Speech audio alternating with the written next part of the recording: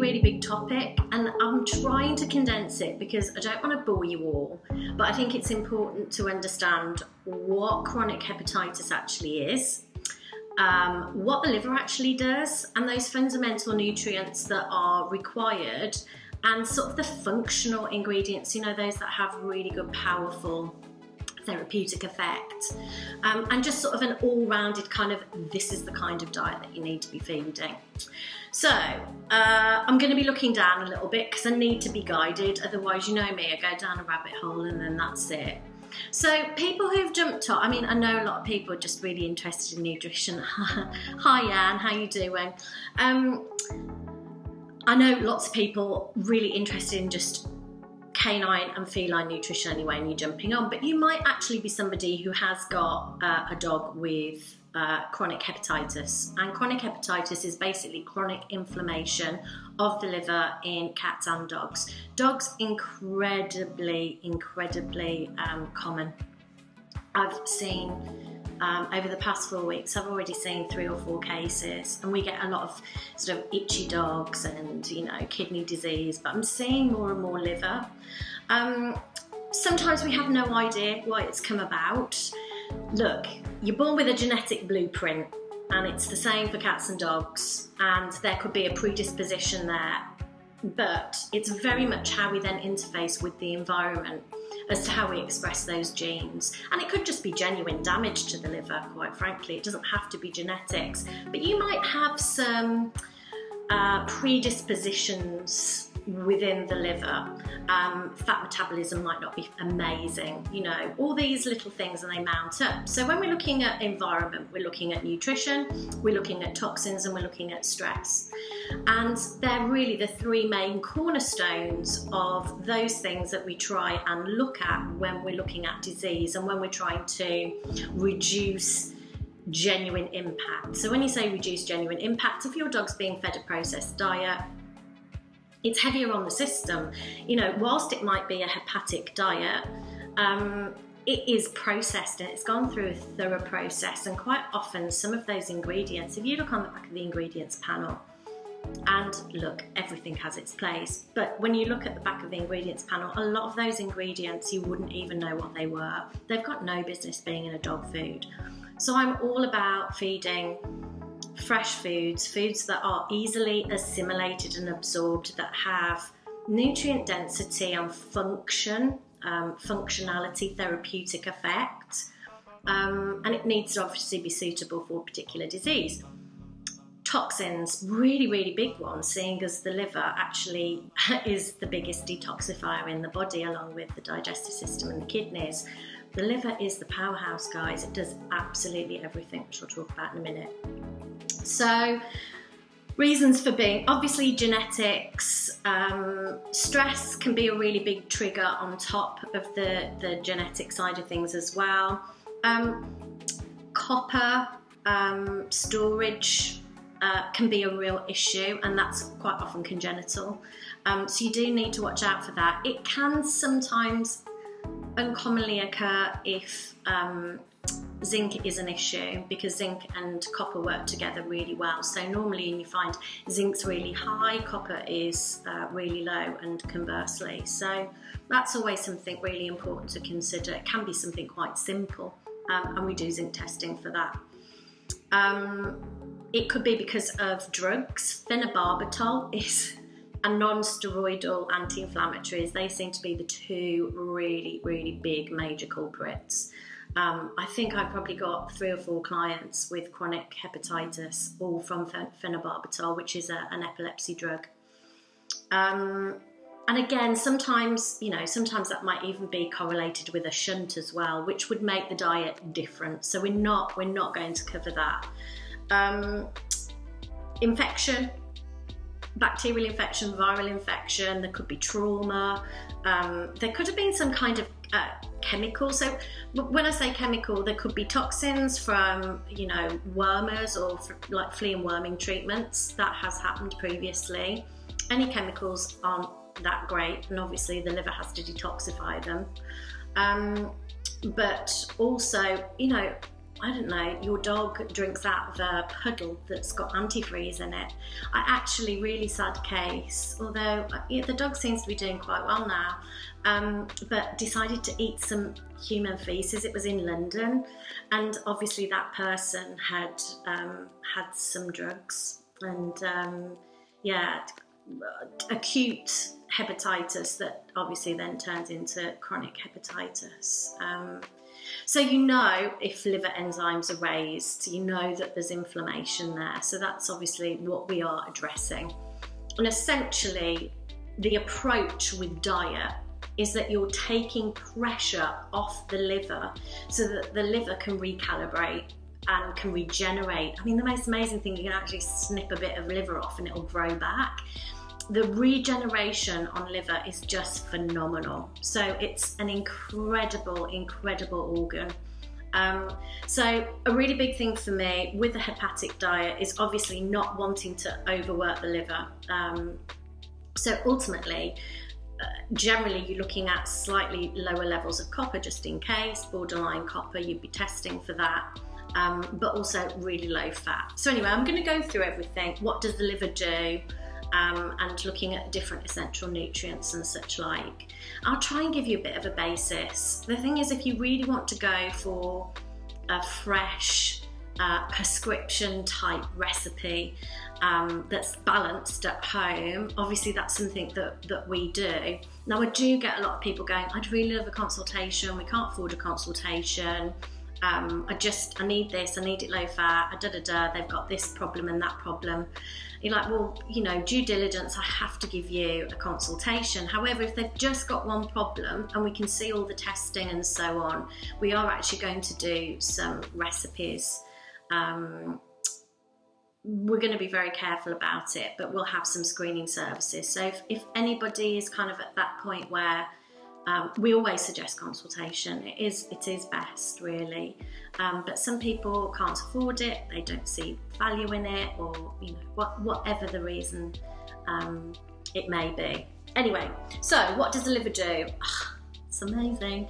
It metabolizes protein, carbohydrates, fats. It's kind of got two sides to it. So there's a left lobe and a right lobe, and there's the gallbladder underneath, and it's also surrounded by some of the intestines and some of the pancreas. So you can imagine there's some real amazing digesting kind of magic going on there. So there's a huge correlation between all of those organs and what's actually going on. So protein metabolism, fat metabolism, carbohydrate metabolism are three major ones. Detoxification, obviously. Now the liver is, again, so clever. It has, I mean, it's really intricate, so I'm not going to bore you with bits and bobs, and I'd probably end up confusing myself. There's so much to consider. It's not something I always talk about, the liver, but there are two phases in terms of detoxification, phase 1 and phase 2. And within phase 1 and phase 2, there are different processes. And those different processes, glucuronidation, sulfation, there are different pathways that occur within those phases. They actually detoxify certain things. So there will be chemicals, there'll be heavy metals, there'll probably be hormones, there'll be drugs.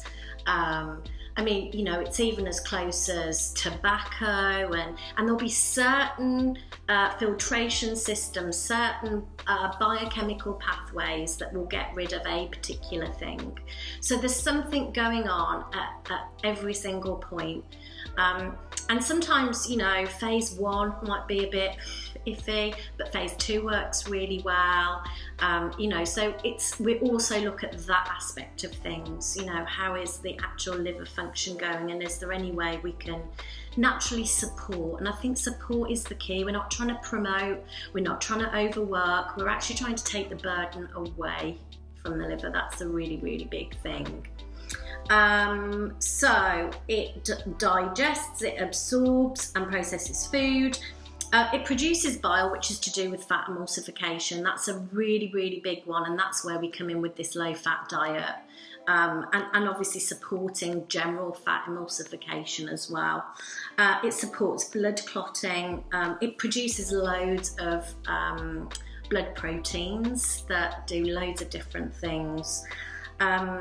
Carbohydrate metabolism, protein metabolism I've spoken about. It stores A, D, E, K and B12. Now you do need to be really careful because obviously when it's not working very well, we don't want that to become, you know, overworked by adding in too many of A, D, E and K. Equally, because normally the kind of diet you're going to be on is a low-fat diet, normally those low-fat diets, there will be fat metabolism issues anyway, but they're going to be less rich in A, D, E and K. So D and E, particularly D, is something that we always test for here, and D is really important for musculoskeletal, for neurotransmitter production, for immunity. You name it, it's involved in absolutely everything. So it's really important to understand that process. It also stores copper, which is why sometimes this copper storage can be an issue, and it can damage hepatocytes if obviously the copper is, too much copper is actually stored. So actually looking at sort of chelation type properties like adding in a little bit of zinc and that kind of thing can be really, really helpful. Matcha green tea is amazing for that too. It also filters the blood as well, coming from the digestive system through into the liver. The liver cleans it, and then it will send the blood off on its way to the rest of the body. So obviously it's having to filtrate and clean as well. And one of the biggest things, thinking about that, when you've got stuff coming through from the gut, obviously bacteria and such like can actually pass through. So there's also, the liver is also responsible for a huge amount of immunology. They're called phagocytes. And actually the cells themselves are called kupfers, and they actually deal with liver immunity. So that's really important, that that's functioning well. And of course you want the gut to be functioning well and to be on a really nice good light diet, just to take general pressure off the system. So the immunological function, obviously really, really important. So I mean, this, you know, it's a basic overview. It produces loads of hormones which help with insulin and growth, and you know how that's metabolized. Honestly, it metabolizes pretty much every possible hormone you can think of as well, you know, estrogen and progesterone and so on. It's really, really clever. Yeah, and as I said, it's intuitive organ. It regenerates. It is absolutely amazing. So, on to essential nutrition. I'm going to try and keep this to half an hour if I can. Famous last words. It's normally like knocking on to about an hour, and I can see people slowly drifting off. Okay, so protein. So we're looking at the main macronutrients. So that's protein, fats, and carbohydrates. So protein has sort of four main roles within the liver, and it's really important. See, sometimes if you have a liver shunt, you need to reduce protein as well. You've got to be really careful on protein restriction, because that protein, it's there for so many different things. It really helps regulate homeostasis in the body, you know. So I'm always really keen to try and keep protein up as much as possible. Actually, there's an interesting food that I can tell you about that different dog makes. No affiliation to different dog, I just know them really well, which is a really great food. I think Hug as well might have done a low fat, low phosphate. I don't know, is Katie on here? If she is, that'd be really helpful. Katie, shout out. Okay, so the jobs that it does in the liver: blood proteins, so the blood clotting factors. It makes these little protein carriers as well, so it sends off, like, you know, a little nutrient in a carrier off in the blood or something. It's producing hormones all of the time, lots and lots of different hormones. apolipoproteins, and they're actually involved in homeostasis, and it also helps with the maintenance and pressure. So it helps with the production of albumin, for example, and the metabolism of albumin. The liver is also involved in interconversion. Okay, so you've got essential amino acids, which are the building blocks of protein. You've got essential and you've got non-essential. Now, the essential is something that the body can't make, and non-essential are those that the body can make. What's really clever with protein when it goes to the liver is that when it's broken down into amino acids and it's in the liver, it can do this interconvention where it can actually create different amino acids by linking together. So that's a really, obviously a really important one when we need essentials. And those amino acids clearly are so important. And that process, honestly, it's critical for pretty much every possible body function. In particular for cats, it's really important because it supports something called gluconeogenesis. So when we're talking about carbs, really, we're not really talking about carbs for cats. They don't need it. Cats are obligate carnivores and they derive ATP, energy, from protein and fats, and that's through gluconeogenesis. So those amino acids and that conversion is really incredibly important. So that happens in the liver. That's got to keep happening in the liver, otherwise you're deamination, which is like a breakdown of proteins. That's the third thing. So obviously metabolizing and breaking it down, and also the waste from breaking down that protein is ammonia. So it packages up ammonia into urea, and urea is excreted through the kidneys. Sometimes you might find that when you've got raised liver enzymes, you can see a spike in urea. There might be some globulin and albumin that are a little bit out. Sometimes it's more just about the liver, but you can support through the kidneys as well. So that would, you know, you'd be looking at a slightly lower phosphate and low fat diet for that one. I mean, look, you know, they're all very different. It's very dependent on what comes to you, really. But these are just sort of your general rules. So when you're looking at proteins, you're looking at low-fat proteins, and you want really good quality proteins. So you'd be looking at lots of fresh meats like venison, fish, horse. Actually, tripe's pretty good. Turkey, kangaroo. Pork tenderloin is really good as well. So it's you know, there's a lot on offer. It's just very dependent on that dog's individual needs. Eggs, sometimes people are really funny about eggs, like, oh no, I can't because of the fat, but eggs are a really big essential part. You don't have to have loads of egg, but just a little bit can add in some choline, as can beef liver. If you're going to add in a little bit of beef liver, it's so important if you can. And I know budget and availability is always a really big thing. But you really want to be checking on grass-fed, organic if possible. And the reason being, because the liver is the powerhouse. Oh, I just cut out then, guys. I hope I'm back. Yeah, it looks like I'm back.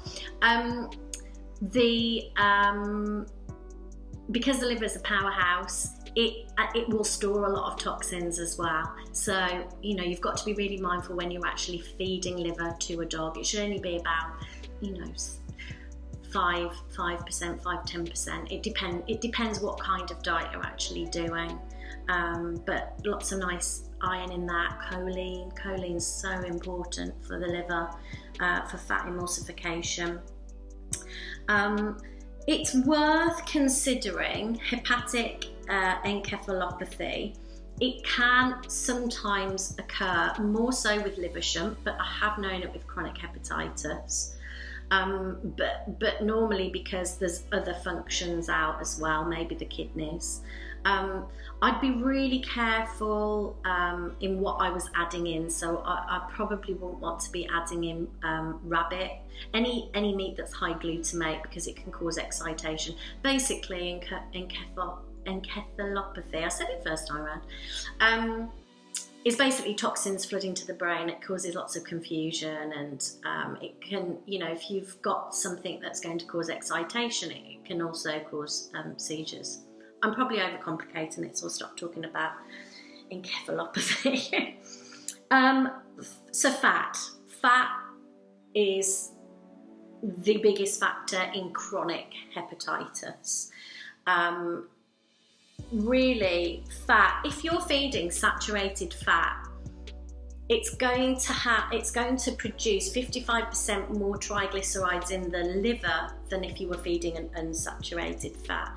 And don't get me wrong, lots of foods, they come with both, and some saturated fat's incredibly important. There are other elements to that that are also important. But the biggest thing around this is how lean it is. Dependent on how chronic it actually is, how bad it is, I'm often looking at around about 5%, sometimes even less. If you've a dog that's just come with a flare, I can go as low as just under 2%. Equally, sometimes you can go up to about 7%, and some dogs are okay. So it's also about finding that, you know, stepping around. So if you're feeding a fresh diet, maybe you're feeding raw, although personally I prefer cooked with liver, they seem to respond better. You want to be looking at those really, really, really low fat completes, absolutely. Yeah. And also, when you're talking about fats, the omega-3 to 6, you know, it's incredibly important. There's a huge amount of research that shows omega-3 can really help reduce fibrosis, general inflammation, hepatocyte inflammation. It can also help with sort of, you know, general function and regeneration. It's a really, really, really important part of the diet. So for me, essential fats, omega-3s, incredibly important. I'm less inclined to go white fish. You do get your EPA and DHA. Because when you're going for a larger fish, you're looking at contaminants. You know, you've got heavy metals like mercury and things like that. The larger the fish, the more contamination. So you want to be looking at the smaller fish, the nice white fish, like the, you know, and the really oily fish like sardines, mackerel, anchovies. And I tell you what is amazing, and I particularly like actually for chronic hepatitis, is krill oil. And people can get really funny about, oh, but it's oil, it's not, you know, it's fat, I'm really worried about. No, it's an essential part of reducing inflammation and supporting liver function, and also introducing a balance of omega-6 to omega-3. You know, if you're, I don't know, if your dog's okay on turkey, that's going to be a high omega-6 meat, and incredibly inflammatory, lots of linoleic acid. So you want to be putting something else in there to reducing that. So any of those things that I've mentioned, algae, algal oil is really good. But the krill I really like, because quite often, and not, there are some that are specifically farmed, but in the sea and in the right environment. Because obviously it's very difficult with causing lots of issues with all of our productions. But krill is incredibly nutrient dense. It contains a lot of choline, which is incredibly important. Huge correlation between a lack of choline and a fatty liver. So it definitely helps with that fat metabolism and is very protective. It's hepatoprotective.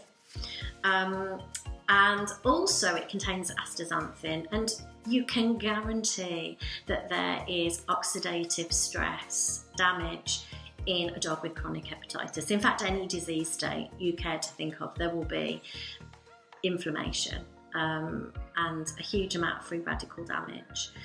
So I like that. And the astaxanthin, it's one of those things, you don't have lots of things added to krill generally because it tends to just protect itself with its antioxidant effect. So I do really like krill. Obviously, if your dog tolerates krill, that's a really, really nice one. And again, if you're just going, oh, I'm feeding this and I'm just going to throw krill in, you need to consider what you're doing, why you're doing it, and why you're adding it in. I just want to make sure that I'm not just randomly saying things and people just go and, yeah, throw it all in, you know.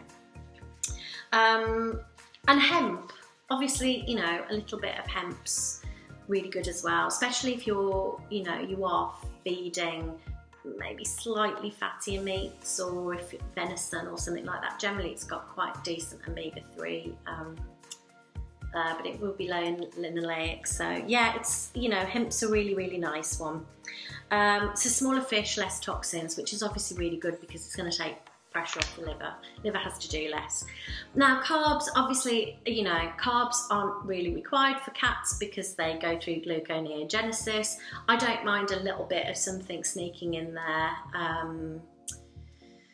There are, and I will talk through some of them, there are some really nice like veg and fruits and things that you can actually add in that have really lovely effects and are incredibly nutritious, and that not just from the particular nutrition that supports liver function, but also from sort of its functional therapeutic effect. It might have phytonutrients that are protective to the liver, for example.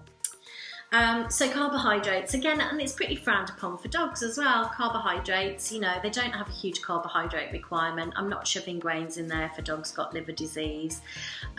What I'm probably doing is looking at some really nice veg and some really nice fruit. I'm not going really high on the fruit, definitely not, maybe like 5%. Brassicas, so broccoli, kale, carrots, pomegranates, papaya, medicinal mushrooms. Oh man, amazing. I'll talk about those in more detail a bit further on. Sweet potato, collard greens, berries. Berries are beautiful. Again, you're looking at the antioxidant effect of berries, but also berries, and particularly the red and the purple. So, you know, you like your blackberries, your blueberries, your cranberries, a little bit of raspberry. They contain proanthocyanins, and we actually know that that particular phytochemical is hepatoprotective, so protective of liver cells, so hepatoliver. Yeah, so it's they're incredible, and they're just quite nice to add in, you know, with a few little treats or a little addition to the bowl. I really love them, really love them. One thing I probably would avoid, and I don't mind a little bit here and there, I think I've got one client who's got chronic hepatitis, and they've got about 6 different recipes. You know, the lovely lady, she wanted loads of different options for a dog, so there's a little bit of nightshade family that's snuck in. When I say nightshade, it's like potato, tomato, aubergine, courgette. I'm not too concerned about the courgette, but you know, if in large quantities and given consistently, it has actually been shown to be hepatotoxic.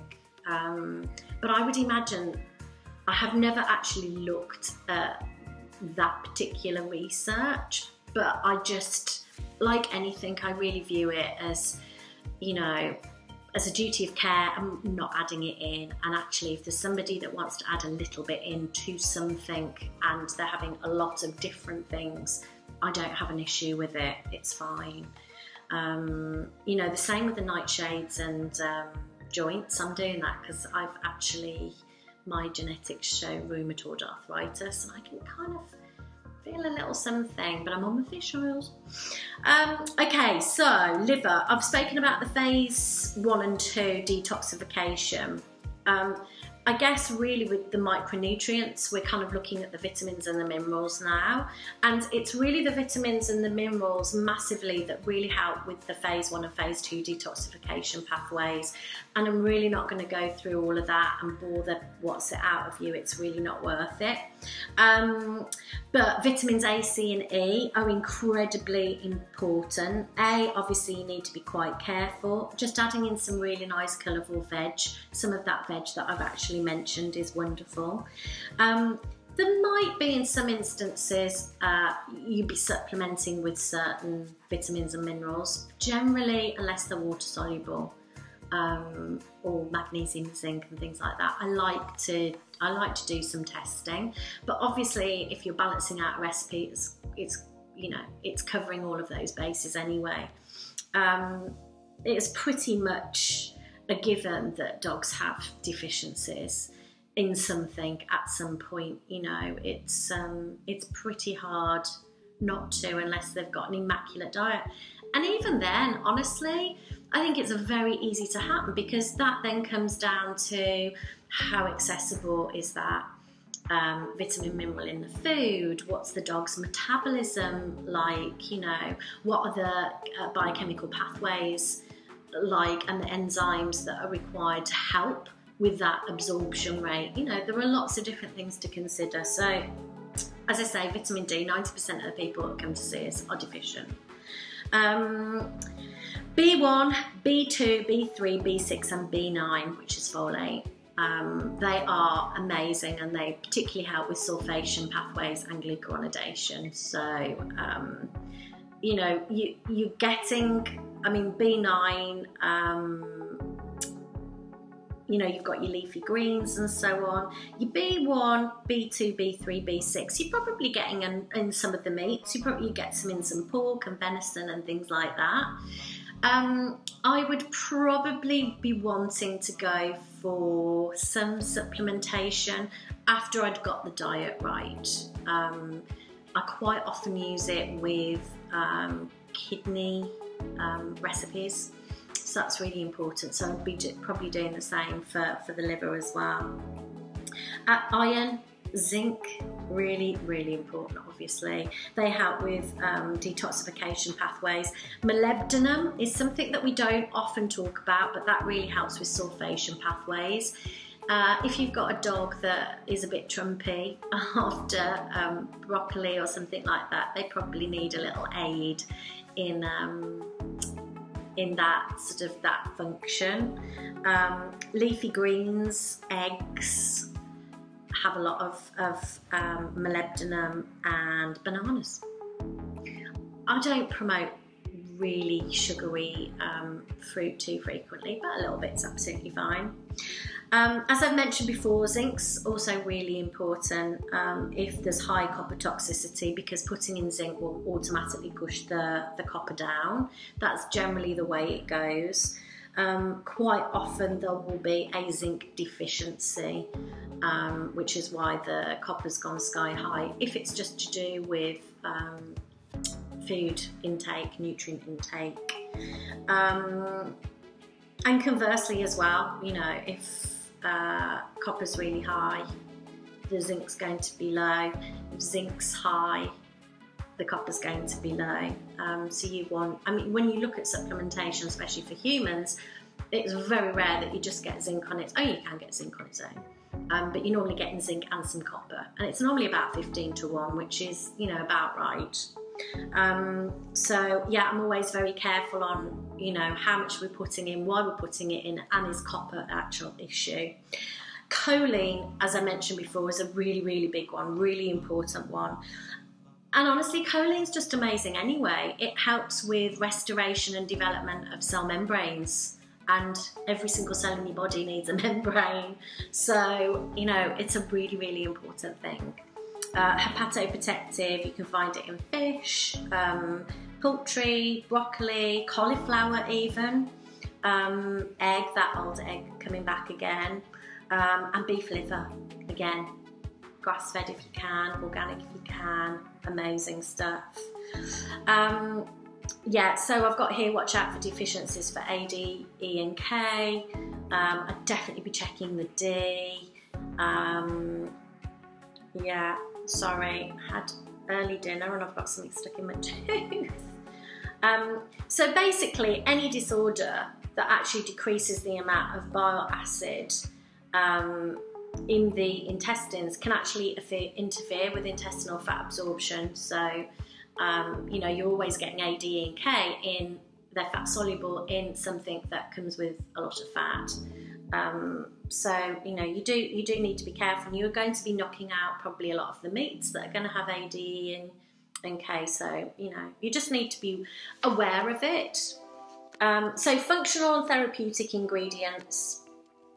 Now, I put, even though we've spoken about veggies, I actually put broccoli, kale and a lot of the brassicas in this kind of therapeutic thing, because they actually contain something called glucobrassicins, and they are a precursor to indole-3 carbinol, and that actually helps with detoxification of the liver. Actually phase 1 of detoxification. So it's particularly helpful with hormonal issues. So a lot of women tend to use it. But indole-3 carbinol, amazing for everything. And if you've got a liver that's a bit, broccoli, kale, even Brussels sprouts, really good, really good. And we know that the brassicins, they actually reduce fatty acid buildup, should I say fatty buildup in the liver. So it's incredibly important. And again, broccoli, it actually contains choline as well. It's one of the highest containing. Cauliflower too. I love broccoli. Such a great veg. Such a great veg. Little trees of heaven.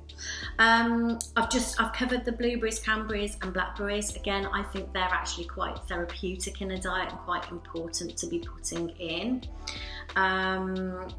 Eggs, I put down eggs as choline deficiency.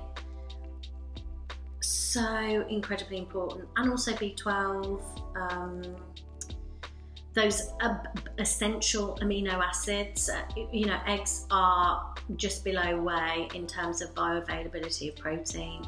So a little bit of scrambled egg actually would be really easy for the liver to actually break down. And yes, you've got some fats in there, but it's not like you're going to be giving a sole diet of eggs. You know, the odd one here and there is fine. And particularly if your dog's really unwell, if they tolerate eggs, it's actually a really nice little scramble with a few of the little bits. It can really entice them to eat something. Mushrooms, shiitake, cordyceps, oyster and reishi. And I mean, there's lots of others, but they have particular affinity to the liver. They've actually been shown to reduce liver enzymes in liver damage in rats.